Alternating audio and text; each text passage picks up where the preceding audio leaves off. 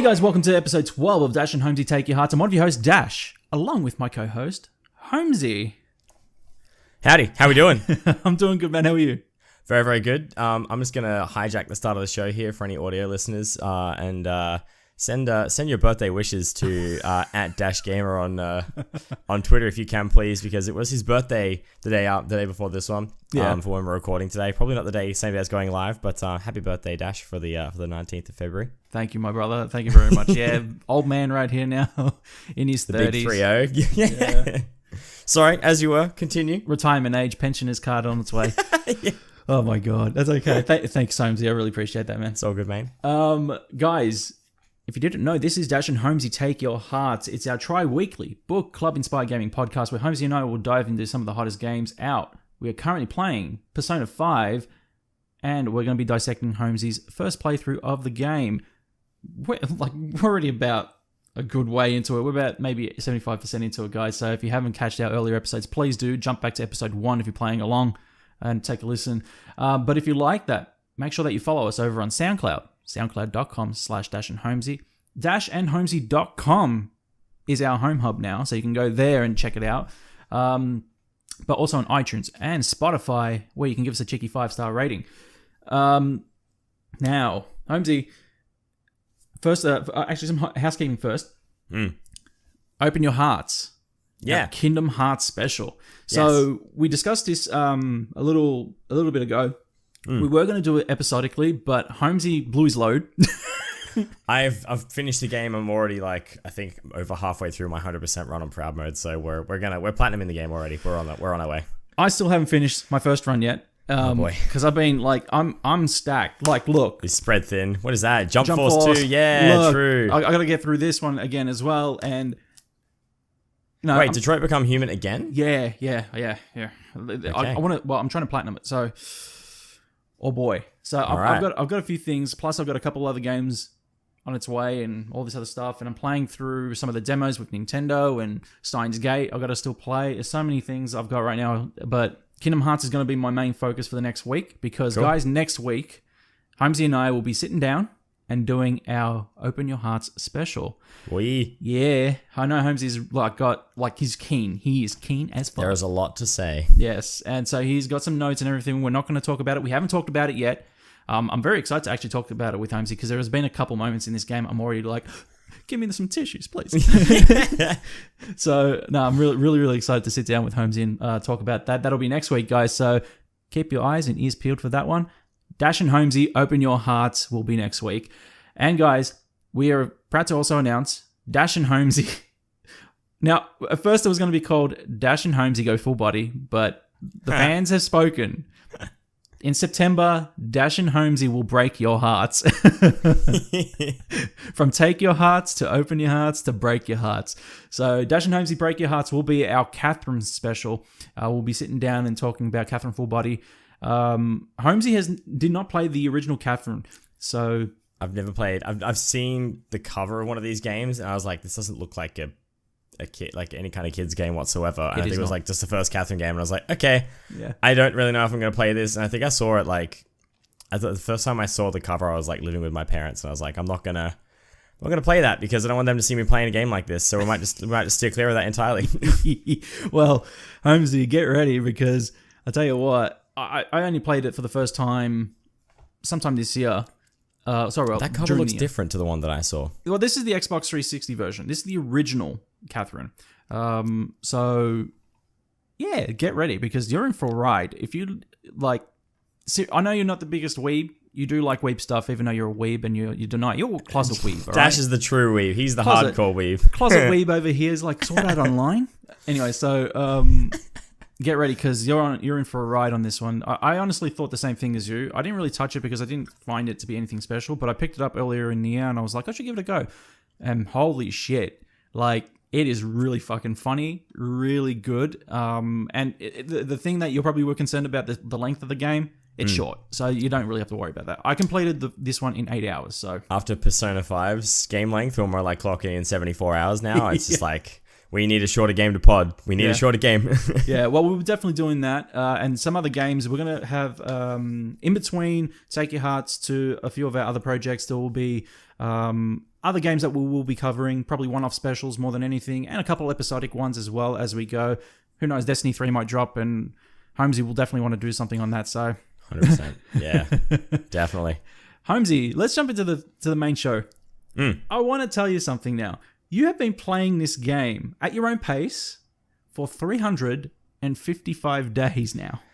I feel so close to the end of this too. So if I was to wrap the game up in a full year, like I'd be pretty happy with that. That'd feel complete. I am so proud right now of this project. Like, it was honestly one, and I think it was like almost this week, a year ago, that I came to your house. I was sitting there just eating Maccas, and I pulled the Persona 5 cover out of the bag and I said, "You're playing this."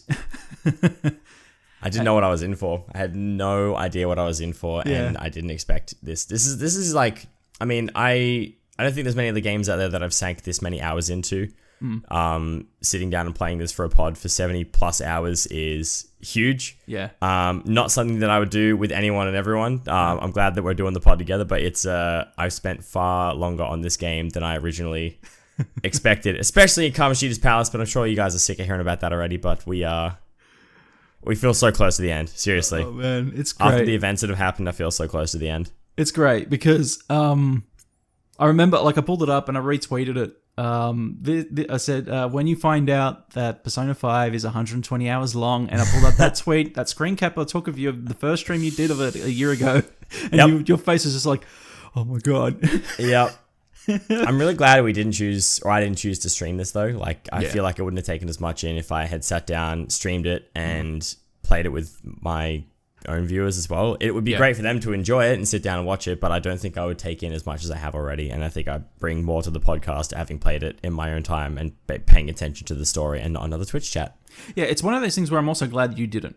It's I mean, there were a few jokes during the year like, hey, stream Persona 5. It's like, no, honestly, it's a case of, I honestly, as a viewer of yours who does come to your streams regularly, Persona 5 for you is more of this is a me time kind of game, and it very much is. Like, you have to take in everything that happens, or else you're not really fully appreciating what's going on screen. No. And that's one thing I'm glad you didn't do, was stream the game, because it's such a story intense game that if you had missed something, you wouldn't have made it this far.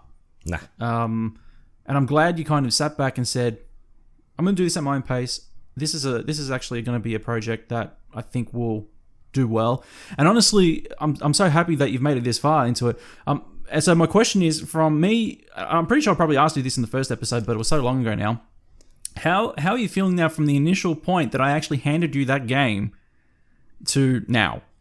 Much better about playing it. Yeah. You know, I saw two of my friends, Paul Houlihan from Double Jump, and Mr. Matty Mouse, who's one of my good friends from a long time ago now. Matt was asking about games to play, and Paul Houlihan had reached out to Matt and said, "Oh, you know, here's a few good, like, long story games." Persona 5 came up in there, and if I'd seen that tweet a year ago, I would have been like, "Mate, don't bother with Persona 5. It's so long. It takes so long to get into. Don't do it. It's not worth it." But like now, obviously, because like at the time you gave it to me, I'd only experienced Kamashida's Palace. Yeah. Now that I looked at that tweet, I didn't chime in because it was already a few tweets deep. The thread was quite long. But if I had my input and given Matt a recommendation, I would tell him Persona 5 is worth playing. You know, my mentality and my thoughts on the game and my approach to the whole thing has changed so much in a year. As does everything, but just like as the game's gone along more and more, I've started to like it more and more, and it's been a journey. No, that's good, man. And I'm glad you're really enjoying it. So let's get into the usual rigmarole. What date are you up to, sir? Yes. So we're up to the 27th of the 10th. We've just passed our exams very recently. Yep. This where we're up to feels like a huge culmination of events that have just kind of transpired. There's so much more that's coming along in terms of like the Phantom Thieves figuring out that they're being played, or like people are steering them into like, you know, making them do what they want them to do. Yes. We've cleared OKUMURA'S palace. It's starting. People are dying. It's like, you know, stuff's getting intense. Like this isn't just like a couple of high school kids messing around. Like this is government. This is country level shenanigans going on right now. It's getting very, very serious. Yeah. It was one thing that I told you, like, before we started the podcast today, I said this might be a shorter episode than usual because it's now about to get so story intense that, like, prior events in what we've covered beforehand, and every time I've said, I can't really talk to you about that right now. I can't really talk to you. And it's one of those things where I still can't really cover it, but there are so many things that are about to happen from the end of Okumura's Palace, like what you saw there. So do you want to explain, like, we talked about the start of Okumura's Palace. What are your thoughts now on, actually, now that you've completed it, what are your thoughts now on OKUMURA'S Palace? What do you think of the boss battle and also the events that have transpired? The boss battle I thought was kind of cool because there was a bit of a, I guess, like a little bit of a moral of the story sort of thing. Like, you know, you should, obviously, like, using people to your own means overall is wrong. Like, the whole story, or the whole meaning behind that palace was laid out in front of you the entire time. Like, you know, you shouldn't exploit people for, like, you know, slave labor and working them to the bone for your own benefit and all that kind of stuff. Yeah. But then even when when you're fighting him, like, he doesn't even transform. Like, he just summons more and more workers, and you defeat wave after wave of workers, and eventually you get, like, the big director guy who's, like, the final fight, who was very tough, had no weaknesses, and you had to guard and make sure you didn't get romped by his Big Bang Burger Blast or whatever it was.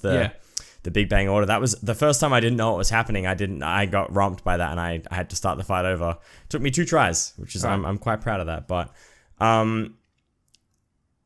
yeah, that palace was very, I don't know, I feel like it was different in the way that the boss fight, you didn't really actually fight him. It was just him putting people in his way. And then when you actually got to hit him, he just died. Like, he took like 2 hits and he was done. Yeah. So I think what the story was trying to tell you was that there's, like, a moral weakness to people who actually try to put people in front of them to defend them, you know? Yeah. What did you think of the structure of the palace? Because you must have, like, you had obviously got up to the part where it kind of got a little distorted, and you were in basically outer space. Yeah, I don't know, like, it didn't have much of a distorted vibe per se. You know, obviously, like, compared to Madarame's palace, for example, like, you know, like the upside down stairs and, like, the warped paintings and just, like, the whole, like, you know, dark kind of cognitive, like, aura around you and stuff. Like, it was so, that one was, like, really distorted, whereas this one is just like, you've just got space portals and you're outside, and you pretty much, you're just floating through space, jumping through these windows or these little, like, portals. It didn't feel as warped as some of the other ones, but it was still, I still liked that. I still liked the idea of, like, the way they implemented the puzzles and jumping through the different rings to kind of, like, get your way through there in a certain order. Yeah. I think the hardest part of that whole palace was still the music. Yeah. After a little while, it just kind of, every time you came back from a fight, especially when they got quick and easy, like, you jump into a fight, you hear the and then it just immediately just chops back music in again. Yeah. It's like, please no. Yeah, it was one of those things where I wish you could go to the system settings and mute the music sometimes. Or even change the music. Like, do you want to, I mean, like, I would understand as well them not wanting you to ruin the atmosphere of a palace by saying, would you like to play music from Madarame's, Kaneshira's palace? Do you want to mix up the palace music with the one that you're currently in? Like, I feel like that would be custom wrong. Soundtrack, but something to just, like, stop the music or turn it down. Yeah. That's a first world problem. I'm just being over dramatic right now. Sorry, guys. No, that's all right. I agree with you. It was this palace's music. Like I said we discussed last episode. This palace's music it gets to a point where it's just like, yeah, it's all right, and then it's like, oh my god, stop. But it got to that point where you did hit the puzzle, basically, where you're out of space and you had to kind of switch switches and go through the right path and everything. That the beat, the bass of the music, the beat of the music actually kind of changed, and you were just getting the bass of it. Yeah.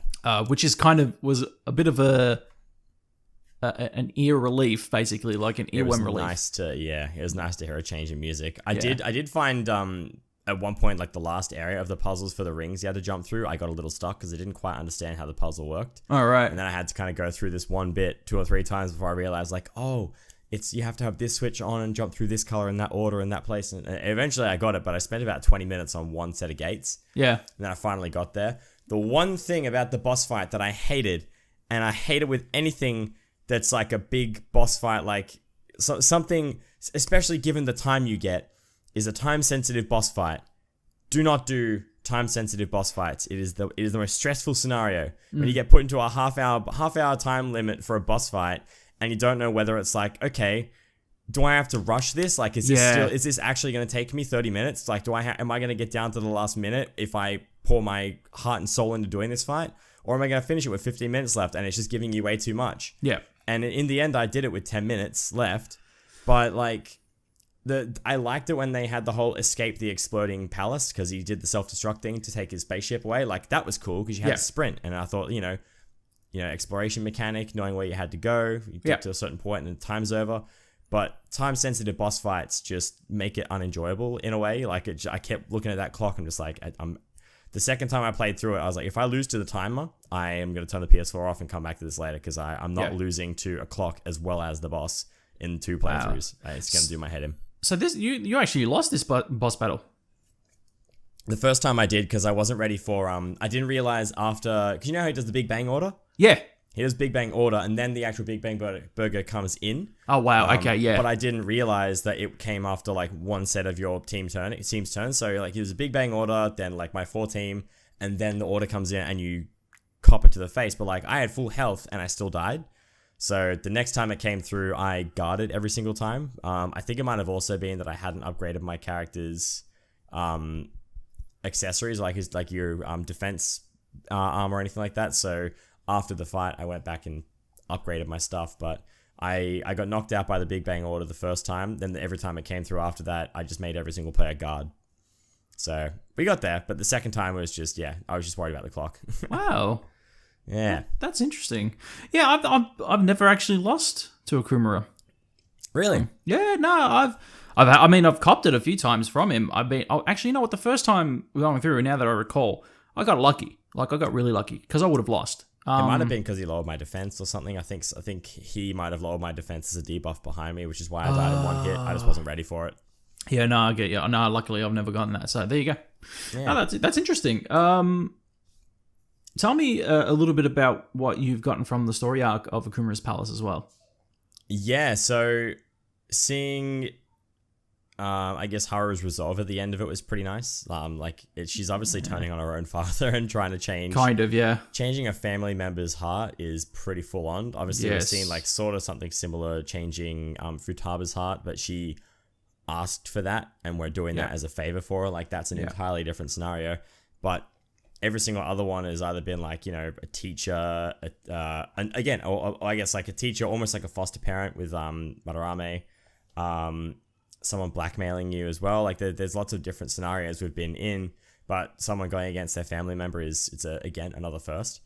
It was nice to see her resolve at the end, the way that she felt happy about, I guess, doing it all at the end, and knowing that, like, especially one of the biggest parts in this palace that got me like so much more fired up to finish it was seeing like I think it was the fuel room. I can't remember the exact name, but there's a room where you see like this, like the robots being poured into like this, it's like almost the like incinerator. a lava vat, the incinerator room. Yeah. And it's like that, what they take away from that is like people's lives or what's running this factory. And it's like, that's like people are literally pouring their heart and soul into making this place run and being worked to the bone. No one should be able to get away with something like that. And to heavy metaphor. Yeah. It was really, really well done. And I was happy to see this palace end. Yeah. But on the same note, it was kind of crazy to see. I still don't know who it is. I feel like it's a girl because of the way that they look. The mysterious figure that comes in and shoots Okumura while we've walked away. I don't know who that is, but like I wasn't expecting that either. It's just like the silenced like pistol out of nowhere from behind him, and he just dies.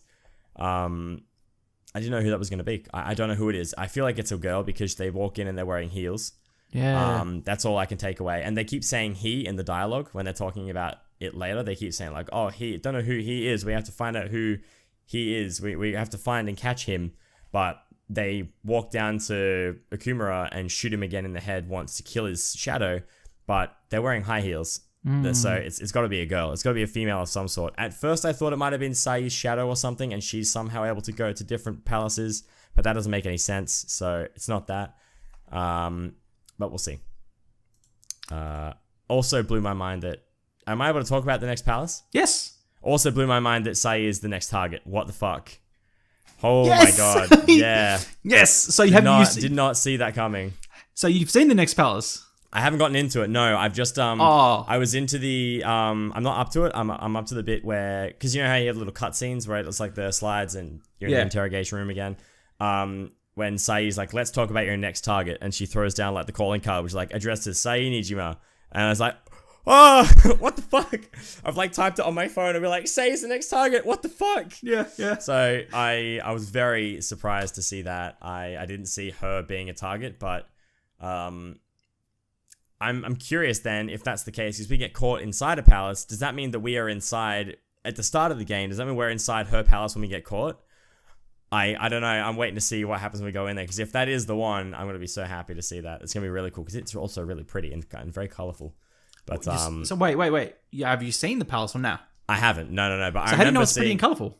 If it's the one from the start of the game, if that's the one, because you get caught in the start of the game, and presumably if the next target is Sae, I feel like her palace is the last one before everything kind of happens. It'd make sense because it's her palace. Is this why you've got your PS4 on sleep, because you want to go back and check it out? Yes. So yeah, I said to Dash before the start of the pod today, guys, that as soon as this is done and we're done recording, I'm going to go back and sit down and play more, because I want to see where we go next. I'm really, really curious. Yes, I love it. So good. Sugoi. Sugoi. So shit. Great. I love it. A lot has happened, man. Oh man. I'm so excited. So now that you've actually seen, now that you know who your next target is, like you've just mentioned that the person dressed in black. Do you remember back at Matarame's palace, ending Matarame's palace? It's been a while. Do you remember what he said to you? I don't, but okay. I do recall him mentioning something about like. They said it. I'm pretty sure Madarame said something about a he as well. Do you remember Kanashiro's palace? Not the mysterious figure there. No, I keep saying mysterious figure because we don't know who it is. But like, do you remember them mentioning a mysterious figure? I remember him mentioning someone briefly, but I can't remember specifics. It's been a little while since I've done those ones. Yeah, that's right. Like, do you remember what they said, or? Yeah, so I'll give you a little bit of a refresher because you haven't passed that part. So back at Matarame's palace. Once you had defeated Madarame, and he was basically sobbing on the floor. Yeah. And he says, what about the other one? And he was sobbing on the floor saying, what about the one dressed in black? Or the black mask or whatever, you know? Yeah, okay. I do remember the black mask. Yeah. Right. Kanashiro turned around and said, there's another person going through palaces, gaining wealth and everything, doing this kind of thing, right? And they were like, oh, shit. So this person has gone through this palace as well. So this gives you a little bit of a refresher course now. So, now do you know where you are? I understand what's going on. I understand, like, obviously other people know who it is. I don't know, well, not who it is. They know that someone's doing this. I don't know who it is. Do you have any assumptions? Potentially, I guess, like, because we keep seeing the SIU director, like, more frequently now. We keep seeing the SIU director on the phone talking to someone who we still don't know. And we saw that bald man come up again, whose name escapes me right now. That's okay. I'm not going to remind you yet. The politician guy that we saw at the restaurant when Ryuji bumped into him. We saw the flashback for that. Mm-hmm. That's the only person I could think that it'd be. We don't know who it is. We haven't seen them so far, to my knowledge. If we have, then that's going to be a big story twist to the end. If it's a character that we've seen, but you're meant to forget about or whatever. Mm-hmm. But I can only assume it's the person that the SIU director is talking about. Somebody amongst like the government or whatever. If it's, I really don't know who it could be, though. I have no assumptions at the moment.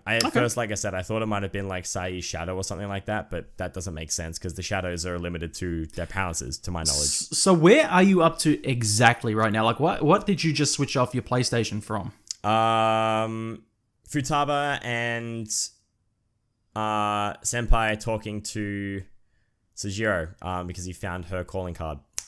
So I saw that, and now he knows about who we are as well, which is amazing. I really like the fact that he's just like you. I just like the last bit just before I jumped on was him saying like, don't get into any trouble, but as long as you're here, you're safe. And it's like, Daddy Sujiro just taking care of us. It's good. I'm really, really happy. He's like, I wrote down like in these words, I'm really happy he's so accepting about it all. Yeah. That's it's good. Pretty crazy though. Yeah, I wasn't sure what was going to happen when he found out. Yeah. Did you know he was going to find out?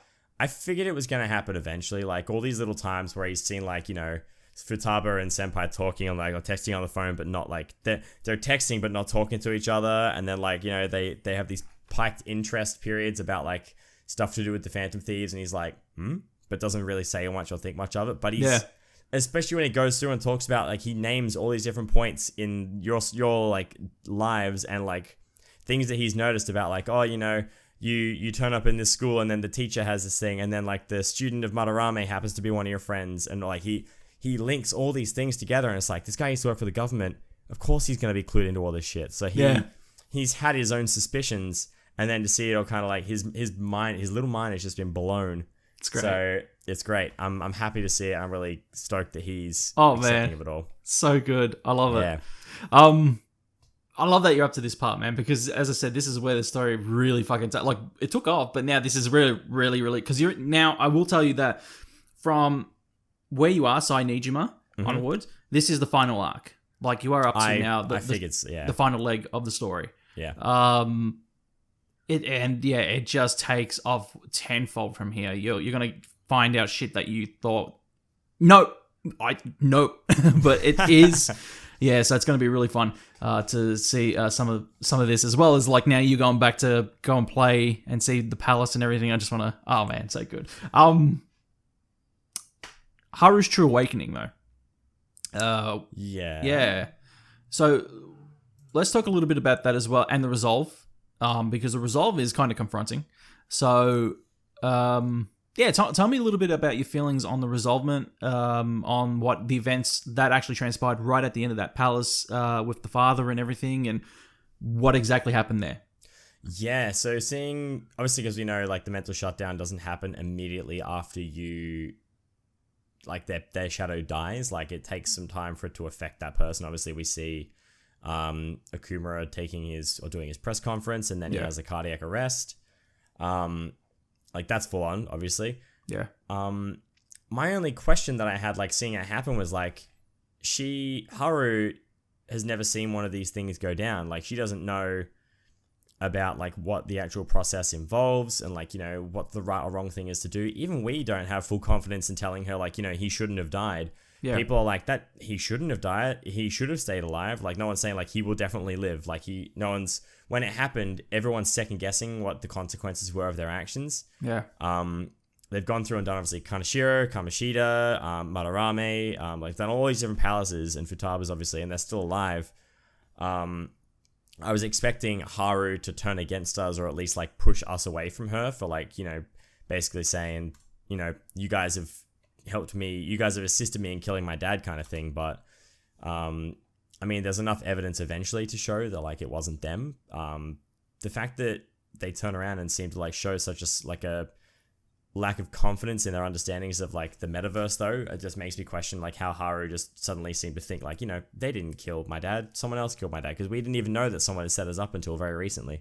Right. That bit didn't really make too much sense to me, but obviously she's also got a very level head around her, and she's pretty understanding and placid, so I don't know, maybe that's part of her character. It was, yeah. I liked the fact that we got to, I didn't expect we weren't going to finish this palace, but it was good that we got to complete and actually see the side effects of it all as well. Yeah. It was something that, did you ever expect to see a mental shutdown gone, like, not a mental shutdown, a change of heart gone wrong into a mental shutdown? I hadn't, I mean, we saw it obviously with Wakaba. We didn't actually see it, but we knew that had been a thing. I wasn't too sure if it was going to happen. Like, I know obviously the same thing happened with the principal. There's two of those there. I just didn't expect it to be, because there wasn't really too many bits of evidence leading up to Okumura's palace that showed that he was linked to the SIU director. Yeah. Only until very late in the palace did you see kind of like conversations going on, be like, yeah, we need to dispose of him. He's useless now. He's going to cause more trouble than he's worth. So they dispose of him and shoot him in his palace. Right. Yeah, I wasn't really too sure what else to expect though. I didn't really think there was going to be a mental shutdown unless we did it by accident. Yeah. Yeah, it's an interesting one. Actually, seeing it actually happen now, and how the process is basically. What do you suspect of the Black Mask? Basically, do you suspect that they're actually working with whoever they're working with, or do you think they're working on their own? I don't know, because like there's, I mean, I almost wonder whether the mysterious figure is, I still think it's someone to do with the SIU. Right. We recently learned Akechi obviously has a persona now, and he's found the area because we've just gone through the bit at the school where he's about to reveal who the Phantom Thieves are, and then he stages a phone call to step off and say like, "Hey, I know it's you. Do this for me, or I'll expose you guys." And then obviously like now we're working with him. So we already had him as a confidant. He's leveled up quite a bit. I think he's level 4 now, which is good. I don't know who it is. I have no suspicions. Unless it was somehow somebody in our team. But that can't be possible because the team is always with us. They're all around. Like, there's no way there could be someone here double-crossing us or whatever. So I really don't know. I haven't got anybody to go off of. It couldn't be Wakaba because she clearly has passed away. Like, she's gone. My head thought, like, maybe it's her because she was the only other female character in the game that knew about the cognitive world and, like, what it could mean and what it could be and what it could do. Right. But you bring up a good point there. They don't have to be alive to actually have a persona or actually be existent in that cognitive world. They can be a figure themselves that could be going from cognitive world to cognitive world in existence to some of these people.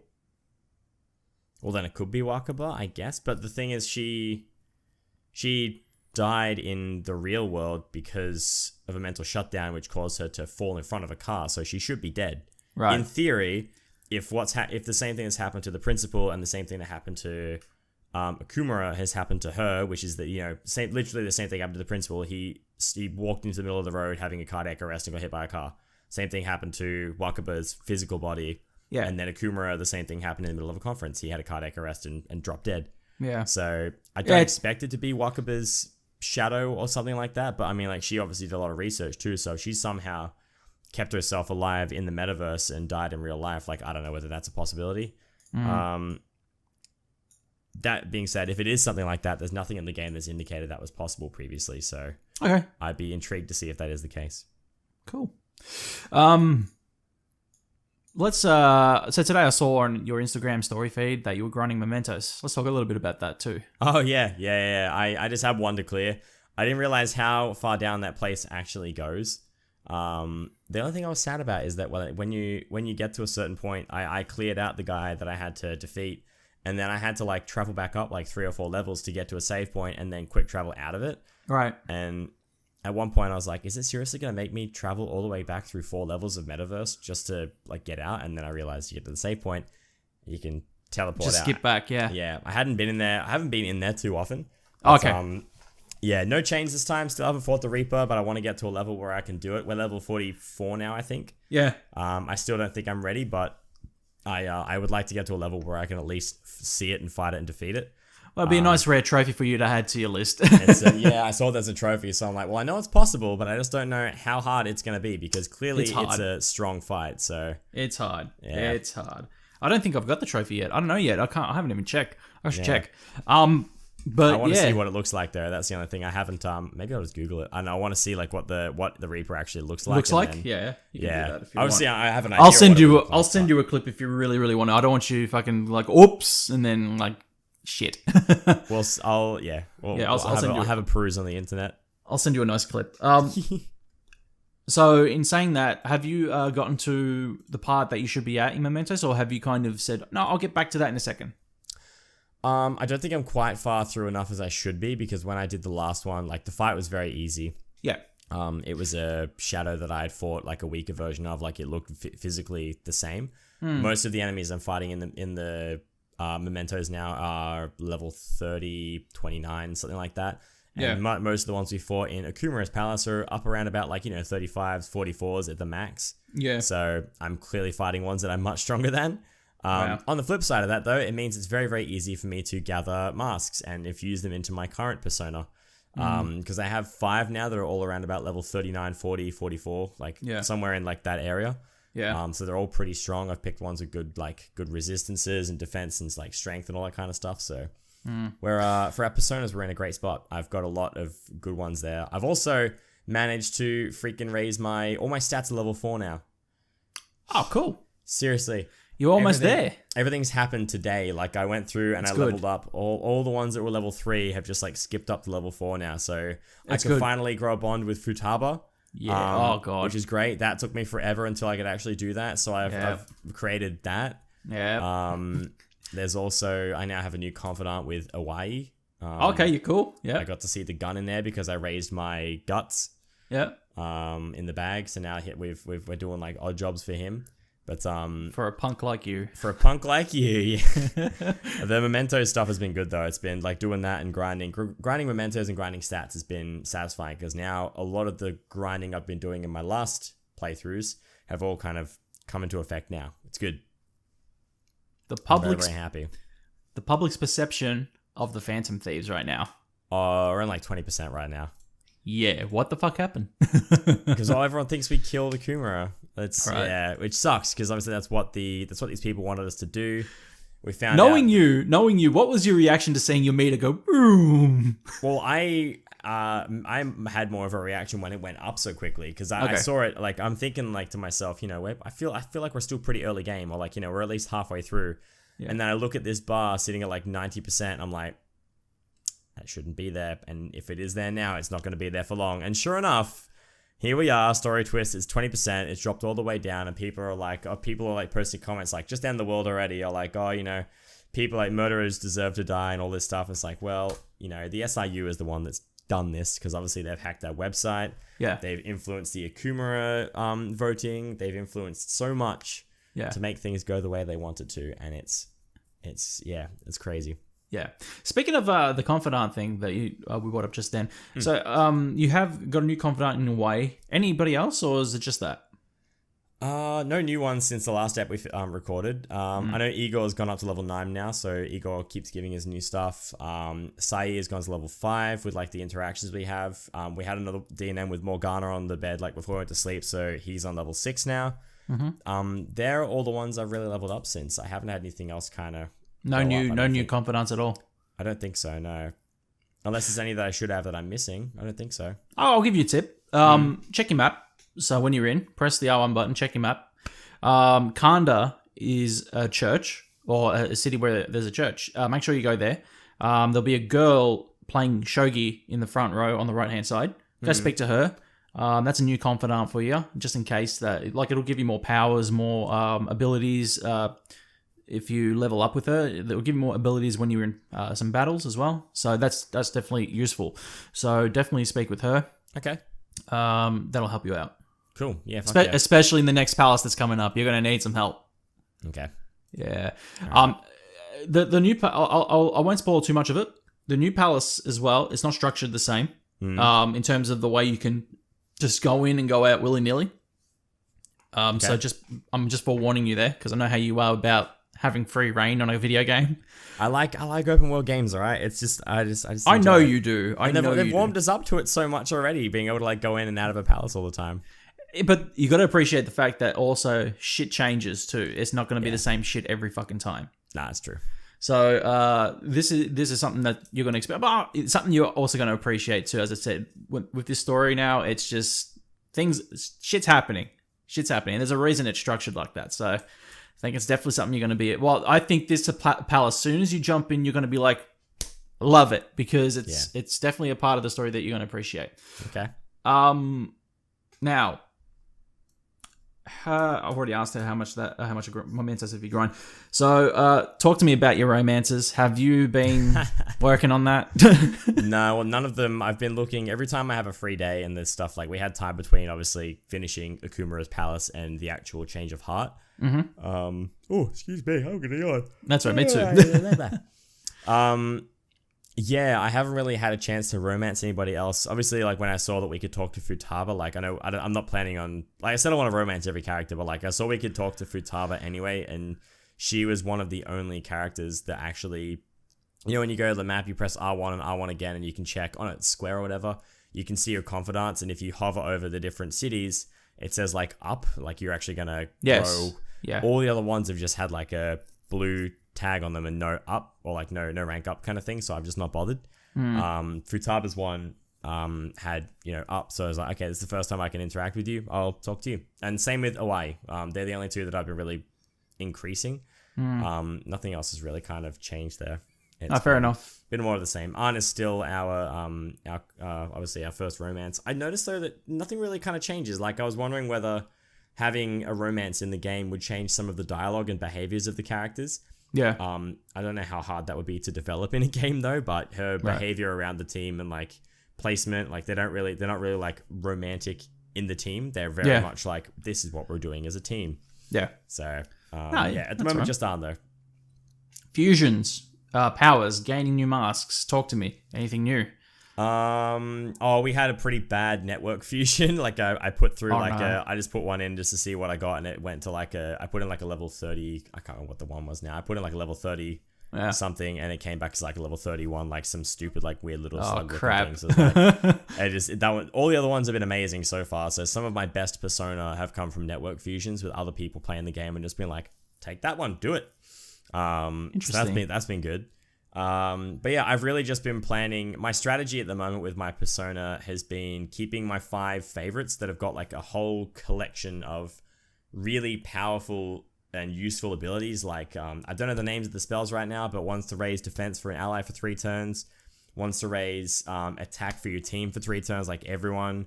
Moderate recovery for all allies. Like I've got a lot of different support spells that I've made sure that my Persona have across all characters when I go into a fight. So, as I'm noticing now, you need more buffs. You need to be smarter with how you play. Particularly with OKUMURA'S fight, like I found that I needed to be ready for some of the buffs and debuffs that were coming. So, I've been playing a lot smarter, more so in this recent palace as well. Just trying to make sure I guess I'm ready for the last one as well. No, fair enough. Well, you mentioned that you've also grown your stats anyway to level 4 and everything, which is really good because once you reach that level 5, which you're definitely going to need to before you you get to the end game at least. It's definitely going to help you with everything else in terms of also getting into battle and all that stuff. So I'm glad that you're actually grinding that much because you're definitely going to need it. Everything. I got a question out of curiosity. When you finish the game, is it like, does the game just stop? Or is it like, congratulations, you finished the game. Now here is the world of Japan. Explore it your will. Here's mementos. Grind your character up further. Or is it like once you finish the story, that's it, and it's either like New Game Plus or that's your file? Like, what do you have free reign of Japan to do what you want, or is it once you finish the game, and you can either New Game Plus or nothing? I'm not going to tell you. Okay. I just want to know because it'd be handy to know whether it's like, okay, I finished the game, I'm going to grind all my stats to level 5 and then do a New Game Plus. Or if it's worth going just New Game Plus straight away and that's all you can do. But we'll find out then. I'll find out over time. Yeah, I'm not going to tell you. All right. That's going to be interesting.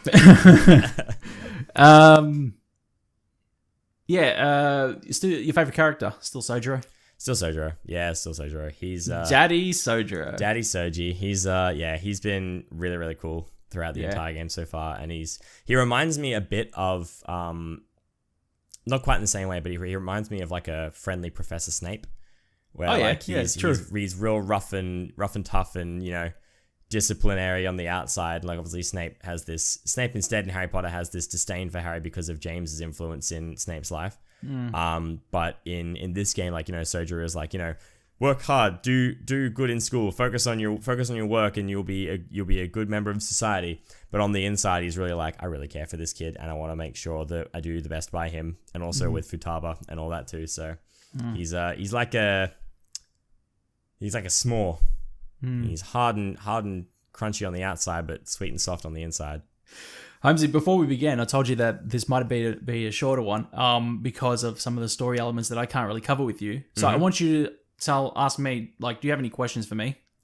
No questions really that I can think of so far. Like I have questions, but there's none that you can answer because it'll spoil things for me. Like I don't know whether this last palace really is going to be the colorful one we saw at the start of the game or not. Right. But don't tell me because I want to find out when I play it. Okay. Actually, I got one. Yep. And I won't investigate, I promise. Have we seen the mysterious figures person in the game leading up to the events of now? Has she, still sticking with she, we'll say they for the sake of argument though, have they been in the game previously and have we seen them on screen before these moments, not in the mysterious figure outfit? So you're asking, has she been in the game yet? Have we seen her in the game outside of the metaverse in the game yet? No. Okay, cool. So there's...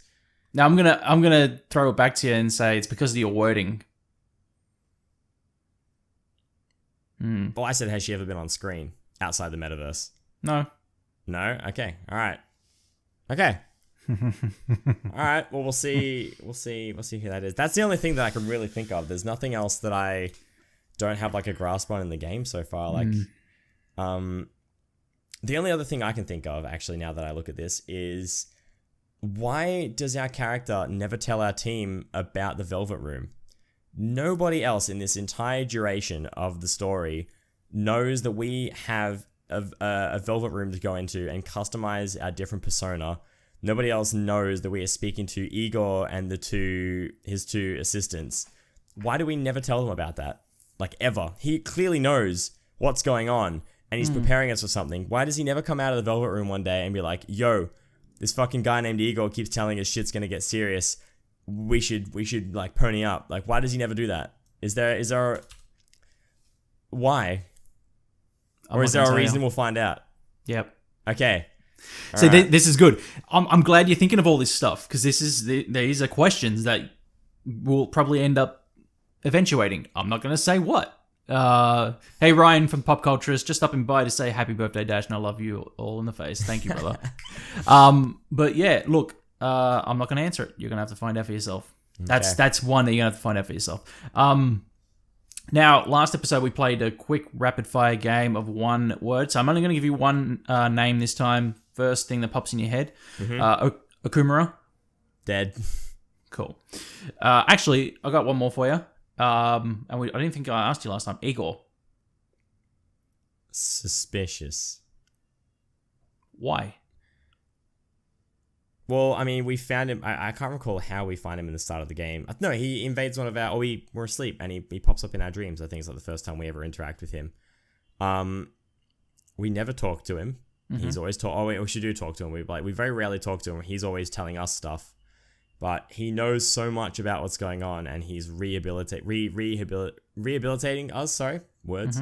But we don't know why. There's literally nothing that he has told us about what his motives are. We don't know why he's trying to help us, but he's getting us ready for something, and I don't know what. Like, I still don't know who he is, why he is. Whether he's the one that put the app on our phones, like all of our phones. The other thing, thinking about it, obviously we are able to control several personas, which makes us quite special. But does that mean that all of the other people that have personas also have a Velvet Room? I don't know. Like, do they get to speak to Igor in their own times? Like, I don't know. There's just so much going on. There's so many different things. There's literally like 10 different breadcrumb trails of story. Things going on that are supposed to be like back of your mind, and I'm sitting here because I'm doing a podcast for it thinking like, why the fuck is this happening? And there's a lot going on, and I'm trying to be really mindful of all these different things, and just I'm waiting for shit to slap me in the face and be like, hey, remember this thing from like 30 hours ago? It's back again, and you should pay attention. So I'm excited. Good. Yeah, no, it's great. It's great. I'm loving that you're thinking of all this stuff, because it's going to slap you in the face hard. Yeah. No, that's great. The final thing is the 7 Deadly Sins. So we've been talking about that across episodes. Do you know what this one is? The last one, I know Okumura, like, I'm getting that Okumura was greed. Because that was, he's greedy, he wants money, doesn't want to be in debt and all that stuff, so I got that. 100%, I don't know what the next one's going to be, of course, yet, because we're not in there, but... Yeah, but you know who you're going for, so that's... Sae, yeah.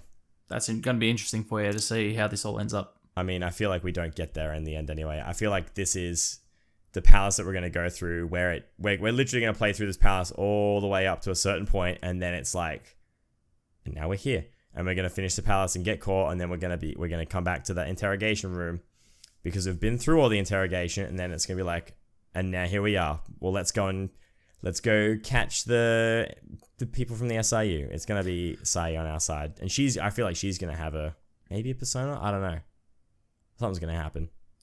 Okay, so yeah, before we wrap up, tell me where you think this is going now. Like, in your head, where do you see this going? Well, Akechi's clearly on our side. Okay. He's clearly someone that's going to be helpful. He has a persona. I feel like... Do you think it's a Phantom Thief? I think he will be eventually. Whether it's someone that he gets, whether he gets added to our party, or if he's someone that just happens to be in the metaverse, going about his own business in the meantime. I feel like he's going to be integral to the final part of the story, like whether it's during Sae's palace or slightly after. Mm-hmm. I feel like, though, we're going to play through Sae's palace. We're going to get to the end of it. It's going to be us getting caught by the police, jumping to present moment because we've already been through the entire recount of what's happened. That's what we've been playing. Yeah. And during the progress of her palace is when all this knowledge is going to come to light. And then Sae is going to be like, motherfucker, let's go. And then we're going to go off with Sae and Akechi and the Phantom Thieves. Maybe not Sujiro because he doesn't have a persona. But I'm just here for the coffee. I'm just here for the coffee and the curry, man. Fuck yeah. We're going to go off with Sae and Akechi and people that know what's up. And we're going to go and catch the people doing the wrong thing. And it's going to be someone else's palace. It's going to be someone higher up than us, whether it's like the SIU director or some shit. It's going to be some motherfucker that we're going to get. And we're going to storm off and like we're literally going to take their palace by storm. And that's going to be like the big fuck you at the end of the game to the people that have been puppeteering us this whole time. Very cool. That's what I think is going to happen, but we'll see. Okay. I'm leaving it quite broad though. There's so many ways what I've just said could be interpreted, but we'll see. I love it. Find out in the next episode of Dash and Holmesy. That's it. I love it because I'm not going to tell you whether you're spot on or not, but your assumption is good. I like that. I like it. Cool. But guys, that's been it for this week. If you didn't know, Dash and Holmesy is our tri-weekly book club inspired gaming podcast where Holmesy and I sit back, relax, and talk about the hottest games out right now. You can follow Holmesy on Twitter at Holmesy5. You can follow me on Twitter at Dash Gamers. Be sure to follow Dash and Holmesy over at dashandholmesy.com, soundcloud.com/dashandholmesy, iTunes and Spotify. We can give us a cheeky 5-star rating. Be sure to catch Buddy Watson and I over on Dash Culture every 2 weeks. But make sure that you come back in 3 weeks for another enthralling episode of Dash and Holmesy Take Your Hearts. Guys, also that next week we're also going to be doing an Open Your Hearts episode, so make sure you keep your eyes out on dashandholmesy.com for that. But until then, Holmesy, this has been an awesome episode. I'll tell you something, like, honestly, I didn't expect us to cover this much. Yeah, it's been great. I know we're thinking of having a shorter one, but it's still gone for about an hour, so. We almost did, yeah. Fucking awesome. But guys, thank you so much for listening this week. Also, thank you so much to everybody who has been listening. Our last episode was our most listened episode since the Futaba episode. We got almost 500 listens on SoundCloud in the first 24 hours of it being live. Thank you so much. We really, really love you all. Thank you so much for listening. And all the awesome feedback we're getting on iTunes and Spotify and all that. Thank you so much. But until 3 weeks, we'll see you guys then. Much love. Happy birthday. Oh, sorry. Stay hungry.